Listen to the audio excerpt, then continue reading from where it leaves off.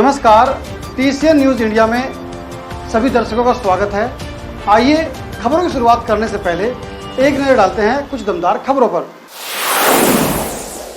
जनपद मुजफ्फरनगर पुलिस को मिली बड़ी सफलता। ऑपरेशन किसान प्रहरी किसानों को सरकारी अनुदान पर उपलब्ध कराई जाने वाली यूरिया खाद को अवैध रूप से खरीदकर यमुनानगर हरियाणा में रखकर आगे ऊंचे दामों पर फैक्ट्रियों में किया जाता था सप्लाई। विगत 6 माह से इस गिरोह द्वारा लगभग 15,12,000 किलोग्राम अनुदानित यूरिया की कालाबाजारी किए जाने का किया पुलिस ने खुलासा। थाना जानसठ पुलिस और एसओजी देहात की संयुक्त टीम द्वारा कार्रवाई में खाद की कालाबाजारी करने वाले अंतर्राज्यीय गिरोह के 8 तस्करों को पुलिस ने गिरफ्तार किया है, जिनके कब्जे से कुल 454 कट्टे खाद, 20.430 किलोग्राम अनुदानित यूरिया, 2 पिकअप, 1 कैंटर, 1 कार तथा फर्जी बिल अनुमानित कीमत करीब 60 लाख रुपए बताई गई है। जहां पुलिस ने इस गिरोह का पर्दाफाश करते हुए पुलिस ने सभी को पूछताछ के बाद न्यायालय में पेश किया है। आइए आपको सुनवाते हैं इस संबंध में एसएसपी मुजफ्फरनगर संजय कुमार वर्मा द्वारा क्या ज्यादा जानकारी दी गई। देखिए, मुजफ्फरनगर पुलिस में एक इनपुट मिला था, एक टिप ऑफ मिला था, जिसके परिदृश्य में पिछले 10 से 15 दिनों में इस पे कार्य चल रहा था कि सरकारी जो किसानों के लिए यूरिया सप्लाई होती है उसका कुछ अवैध ब्लैक मार्केटिंग की जा रही है। इस संदर्भ में एसपीआरए उनकी टीम द्वारा पूरे शिद्दत से काम किया जा रहा था और जानसठ पुलिस तथा एसओजी सर्विलांस के संयुक्त प्रयास से अभियान से तथा एग्रीकल्चर अफसर के द्वारा भी इसमें सहयोग किया गया था। इस इनपुट के आधार पर जब चेकिंग की जा रही थी कल 1 तारीख को, तो इसमें एक कैंटर और 2 पिकअप गाड़ियां, 1 आरा गाड़ी के साथ 5 लोग मौके पर गिरफ्तार होते हैं। टिप ऑफ के आधार पर उनके पास से 454 कट्टे जो है यूरिया की जो सरकारी सप्लाई होती है वो बरामद किया गया है, जो कि निश्चित तौर से किसानों का हक मार रही थी। जो किसानों को सप्लाई होना चाहिए था खेती के लिए, वो फैक्ट्रियों में जा रहे थे ग्लू बनाने के लिए। चूंकि ये जो प्राइवेट होती है वो 465 या उससे ऊपर का दाम का मिलता है यूरिया, और जो सरकारी सप्लाई होती है 265 रुपये में मिलती है। तो उसका फायदा उठा करके जो 3 सप्लायर थे यहाँ के, जिनके नाम इस प्रकार हैं, जो गिरफ्तार किए गए रोहन, सूर्य प्रताप और सौरभ, जो यहाँ मुजफ्फरनगर के 3 सप्लायर थे जो सरकारी सप्लाई इनके यहाँ आती थी, उनसे सेटिंग करके ये लोग बाहर हरियाणा में फैक्ट्रियों में सप्लाई करते थे और भारी मुनाफा इससे कमाते थे, आर्थिक लाभ। इस पर टिप ऑफ के आधार पुलिस ने इस पर क्रैक किया है और इस पर जो है 8 लोग गिरफ्तार किया गया है, जिनमें तनवीर, राहिल, रियासत, मोहित, मनीष, सौरभ, रोहन, सूर्य प्रताप। इसमें 3 भोपा मुजफ्फरनगर के रहने वाले हैं, 3 हरियाणा के रहने वाले हैं और 2 सहारनपुर के रहने वाले हैं। टोटल 8 लोग इसमें गिरफ्तार किए गए हैं। 2 बड़े लोग इसमें वांछित हैं, जिनको जल्दी ही पकड़ा जाएगा, जो फैक्ट्रियों के मालिक हैं या पूरे सप्लाई के इसमें किंगपिन कह सकते हैं इस पूरे मामले में, उनको भी गिरफ्तार किया जाना बाकी है।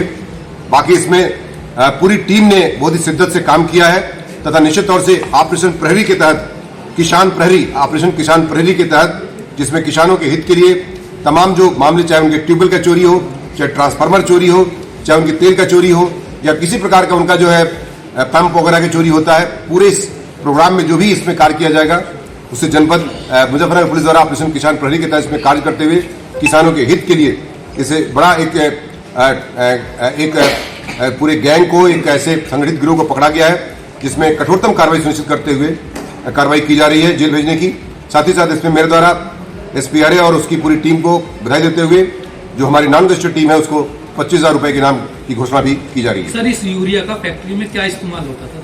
मैंने जैसा कि बताया इसमें कि ये यूरिया का इस्तेमाल जो है प्लाईवुड फैक्ट्रियों में ग्लू बनाने के लिए इंडस्ट्रियल टेक्निकल ग्रेड 1 का प्रयोग किया जाता था। ये इसी प्रकार की यूरिया होती थी, इसलिए इसकी मांग थी और सस्ते दामों में मिल जाने के कारण काफी इनका मुनाफा होता था। इस परिदृश्य में इसी कारण से ब्लैक मार्केटिंग की जा रही थी।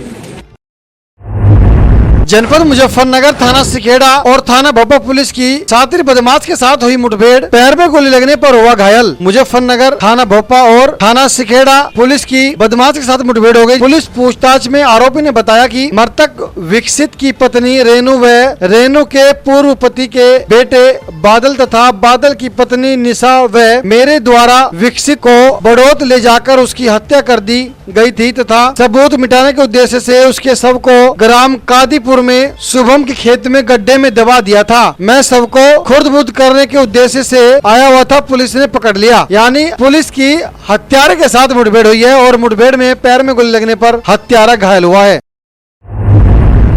देखिए, सिखेड़ा जनपद मुजफ्फरनगर में एक मामला 18/5 को संज्ञानित हुआ था, जिसमें एक व्यक्ति विकसित कुमार के बारे में एक गुमशुदगी दर्ज हुई थी और ये जानकारी मिली थी कि वो ऋषिकेश में कोई वारंट था उनका, जिसके आधार पर वो अपनी पत्नी के साथ जा रहे थे और आज तक नहीं लौटे हैं।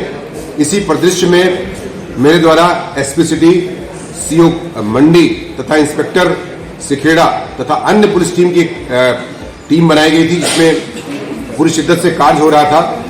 जिस पर जब तमाम पूछताछ या जानकारी या जांच की गई तो ये तथ्य प्रकाश में आया कि विकसित कुमार को ये उसकी पत्नी रेनू, उनका बेटा बादल और अपनी पत्नी समेत साथ ही साथ शुभम जो उसका दोस्त था तथा ये मोंटी उसके साथ मिल करके कोई अनहोनी कर दिए हैं, जिसके आधार पर टिप ऑफ के आधार पर पुलिस वहां जाती है भोपा थाना क्षेत्र के एक गांव में। वहां पर मोंटी नाम का एक बदमाश के बारे में सूचना मिलती है कि जो इस घटना में शामिल था। उस आधार पर पुलिस उसको ट्रैक करती है तो पुलिस पर वो फायर करता है, जिसके आधार पर पुलिस उसको काउंटर फायर आत्मरक्षा करती है तो उसके पैर में गोली लगती है। पुलिस आवश्यक चिकित्सा भी कराती है। उसके पास से तमंचा बरामद किया जाता है। उससे जब पुलिस पूछताछ करती है तो बताता है कि 18/5 को ही वह रेनू, बादल की पत्नी, उनके साथ मिल करके तथा इसमें मोंटी भी शामिल था, शुभम भी इसमें जानकारी थी। एक व्यक्ति विकसित कुमार को गन शॉट से उसको मार दिया था, गन शॉट इंजरी उसको पहुंचाई गई थी और मल्टीपल इंजरी पहुंचाई गई थी, जिसके पोस्टमार्टम के आधार पर सिद्धि भी हुई है।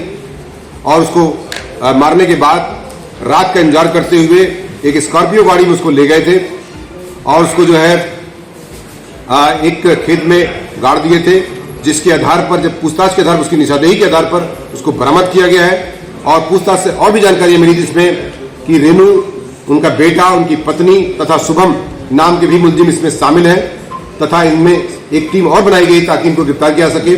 साथ ही साथ मोंटी ने अपना जुर्म कबूल कर लिया है।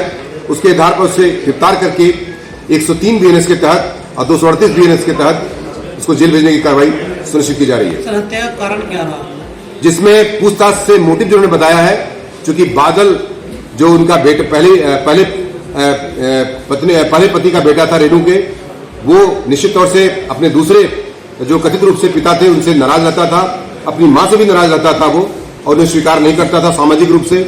तथा इसी क्रम में प्रॉपर्टी को लेकर के भी दोनों में डिस्प्यूट था कि कहीं ऐसा ना हो कि ये मेरी प्रॉपर्टी, मेरे पापा की जो प्रॉपर्टी है वो लेने ले। इस आधार पर जो कशीदगी थी उस पर ये प्लान करके वेल प्लान ढंग से इसको मर्डर करने का उन्होंने प्लान किया और इसको उन्होंने मारने के बाद, स्कॉर्पियो गाड़ी में ले जाकर मारने के बाद वहां पर शुभम के खेत में उसको गाड़ दिया था, जिसको बरामद कर लिया गया है तथा आवश्यक धाराओं की वृद्धि करते हुए जो भी इसमें नियमानुसार कठोरतम कार्रवाई है उसमें जेल भेजने की कार्रवाई मोंटी की जा रही है तथा बाकी और मुलजिमों को शीघ्र ही मुजफ्फरनगर पुलिस द्वारा गिरफ्तार कर लिया जाएगा। जनपद मुजफ्फरनगर थाना सिविल लाइन पुलिस द्वारा महिला के कानों से झुमकी छिनौती के अभियोग का सफल अनावरण करते हुए पुलिस मुठभेड़ के दौरान एक हिस्ट्री सीटर को पुलिस ने घायल अवस्था में गिरफ्तार किया, जिसके कब्जे से एक तमंचा, एक जिंदा कारतूस और एक खोखा कारतूस तथा घटना में प्रयुक्त चोरी की मोटरसाइकिल बरामद और 11,500 रुपए कुंडल बेचकर जो अर्जित किए गए थे पुलिस ने किए बरामद। जनपद मुजफ्फरनगर नगर कोतवाली पुलिस को मिली बड़ी सफलता। पुलिस और वाहन चोरों के साथ हुई मुठभेड़, पैर में गोली लगने पर एक साथी को पुलिस ने घायल अवस्था में किया गिरफ्तार, 2 को कॉम्बिंग के दौरान गिरफ्तार किया। दरअसल तस्वीरें आप देख पा रहे हैं जनपद मुजफ्फरनगर की तस्वीरें, जहां नगर कोतवाली पुलिस द्वारा वाहन चोरी का एक मुकदमे का खुलासा करते हुए पुलिस ने मुठभेड़ में एक साथी को गोली मारकर लंगड़ा किया है, वहीं 2 को कॉम्बिंग के दौरान गिरफ्तार किया है, जिनके कब्जे से मोटरसाइकिल, अवैध शस्त्र और 3 mobile phone, 1 tablet, 1 Paytm machine जो सहारनपुर से चोरी की गई थी, पुलिस ने बरामद की। पुलिस ने पूछताछ के बाद न्यायालय में पेश किया है।